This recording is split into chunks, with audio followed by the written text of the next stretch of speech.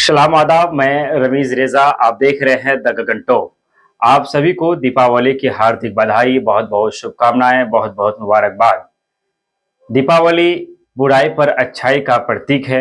हर साल दीपावली पे लोग बड़े धूमधाम से पटाखे जलाते हैं, पटाखे फोड़ाते, दिया जला करके इस खुशी को मनाते हैं। आपको बताते चले कि दीपावली मनाने के पीछे कई सारे कारण हैं। आप जानती होंगे, दुर्गा पूजा के 25 दिन बाद दीपावली का यह त्योहार मनाया जाता है। मर्यादा पुरुषोत्तम भगवान राम 14 साल के वनवास के बाद जब रावण से लड़ाई जीतते हैं और जीतने के बाद जब वो अयोध्या में उनका आगमन होता है, उसी के आने की खुशी में उस समय के जो लोग हुआ करते थे उन्होंने दीप जलाकर उनका स्वागत किया था। और तभी से लेकर अब तक दीपावली के इस पर्व को बड़े ही आदर्श और बड़े ही बेहतरीन तरीके से लोग इस पर्व को मनाने का काम करते हैं। अगर खास करके किशनगंज सीमांचल की हम बात करें तो सीमांचल बरसों से गंगा जमुनी तहजीब की मिसाल रही। हमेशा ईद दीपावली किशनगंज वासियों ने साथ साथ मनाया। हिंदू मुस्लिम एकता के लिए किशनगंज पूरे देश को मिसाल देता रहा है।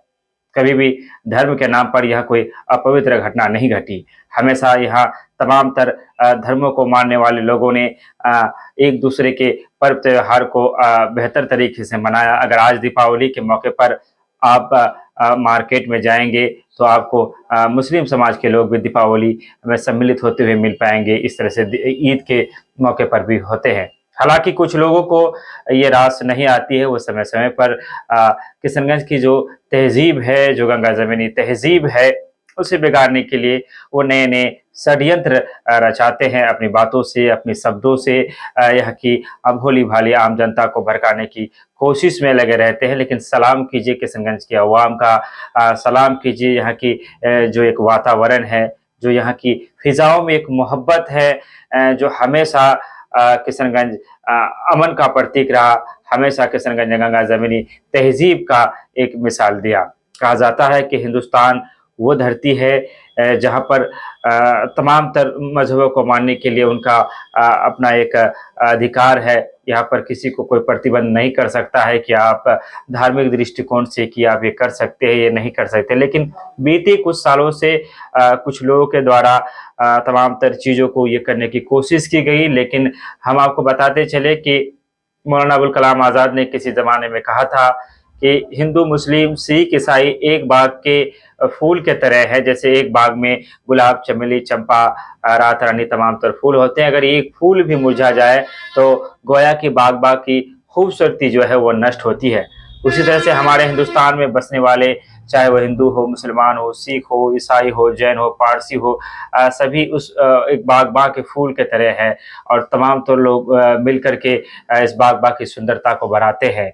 तब तक कोई समाज को हम विकसित समाज नहीं कह सकते हैं जब तक उस समाज के हर एक तबका को आज़ादी ना मिल जाए, हर एक तबका उसमें अपनी विकास की भागीदारी में जो हिस्सा नहीं लेता है, तब तक हम उस समाज को तरक्की याफ्ता समाज नहीं कह सकते हैं। अगर कोई एक तबका भी पीछे रह जाता है किसी भी दृष्टिकोण से, चाहे शैक्षणिक दृष्टिकोण की बात करें या आर्थिक दृष्टिकोण की बात करें, तो हम समझते हैं कि उस समाज को हम पूर्ण रूप से विकसित समाज नहीं बोल सकते हैं।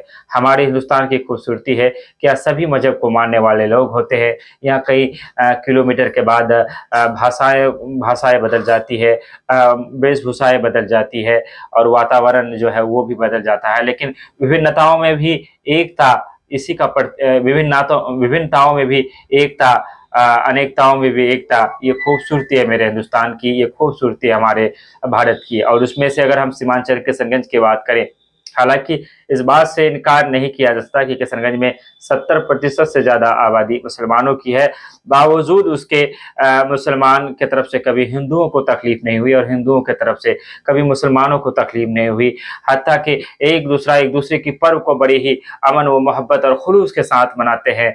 हम जितनी तारीफ करें किशनगंज की कम है।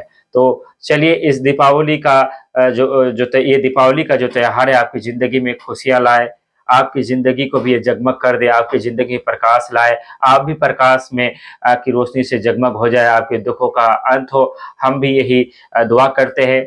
और हम आपको ये बताते चले कि द गगन टॉप, ये जो चैनल आप फेसबुक में देख रहे हैं या फिर यूट्यूब में देख रहे हैं, तो अब मैं आपको यहीं पे नजर आऊँगा। कुछ दिनों का कुछ दिनों का इंतज़ार है, उसके बाद जिस लहज़े के लिए आप मुझे जानते थे, रमीज़ जिसके लिए जाना जाता था, खबरें, तमाम तर चीज़ें आपको निरंतर यहीं पे मिलना शुरू हो जाएगा। और मैं उम्मीद करता हूँ, आप भी उम्मीद से रहिए कि बेहतर तरीके से हम चीज़ों को कर पाएँगे और जो पहले जिसके लिए आप रमीज़ जानते थे, हमारी जो कमी कोताही होती है, उसको भी सुधारते हुए अब बेहतर तरीके से कर पाऊँगा।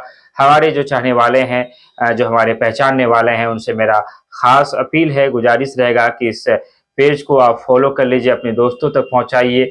अब ये द गगन टॉप इसी चैनल पे मैं आपको नज़र आऊँगा और यकीनन बहुत ही बेहतर तरीके से अब चीज़ों को जो मैं पहले करते आ रहा था, उसको आपके सामने में प्रस्तुत करने का काम करूँगा।